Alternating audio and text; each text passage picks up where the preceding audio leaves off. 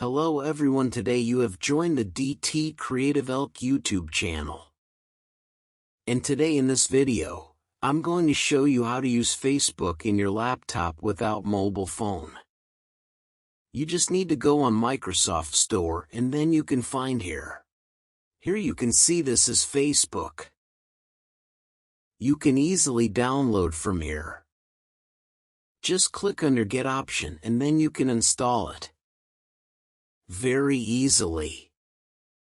It's totally free. Okay, after that the main thing is how can you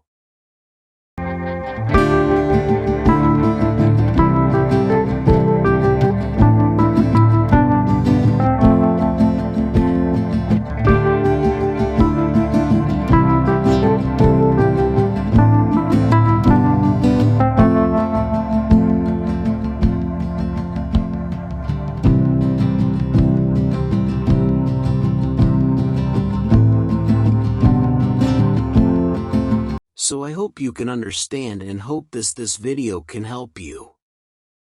Don't forget to like and subscribe to my channel.